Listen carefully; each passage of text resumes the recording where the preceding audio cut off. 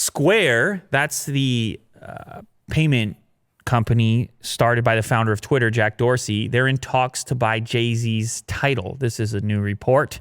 Tidal, the music streaming service, touting high quality and artist ownership. It was Rihanna and Jay-Z and Coldplay. I mean, the artists own a big chunk of it. Anyway, I don't know if it really took off. They haven't shared their figures in a long period. I believe the last time was in 2015, 2016. They shared their user numbers. So people have been questioning the viability. Originally, one of the major polls was Jay-Z's own library of music, considering his investment in the service.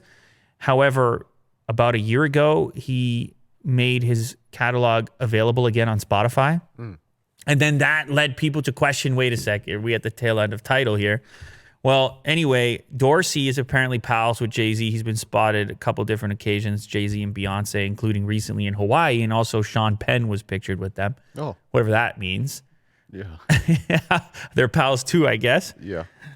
Anyway, so then these rumors start that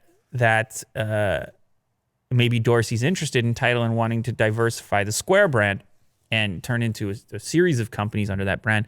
They already have two separate entities inside of Square. There's the Square payments team that is interested in accepting payments within stores and things like this. And then there's the Cash App, which I'm sure you've heard of. They're paying everybody to promote their product.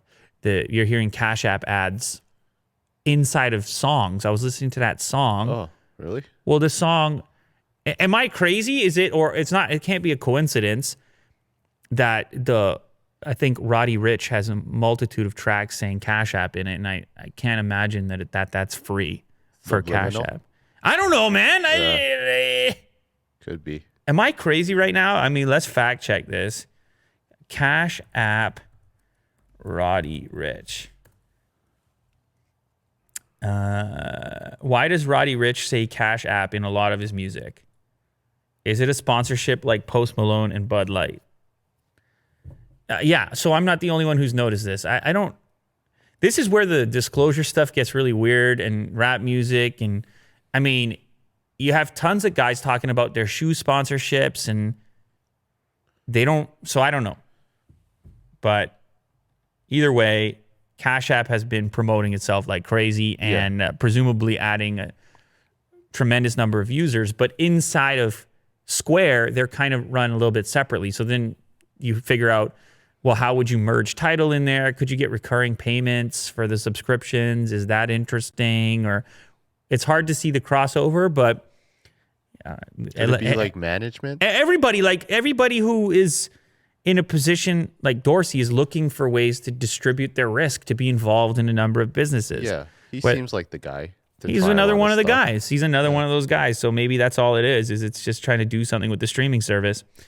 Jay-Z bought Tidal from Europe-based Aspero in 2015 in a deal valued at slightly more than $56 million was the deal originally. Owners currently include high-profile artists Madonna, Rihanna, and Beyonce.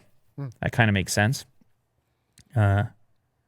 Anyways, we'll see what happens. We'll see what develops, but we'll also likely prepare ourselves for more photos of Jack Dorsey, Sean Penn, Jay-Z, and Beyonce in Hawaii. Oh, yeah. You also got to prepare yourself for that. On Twitter. That's right.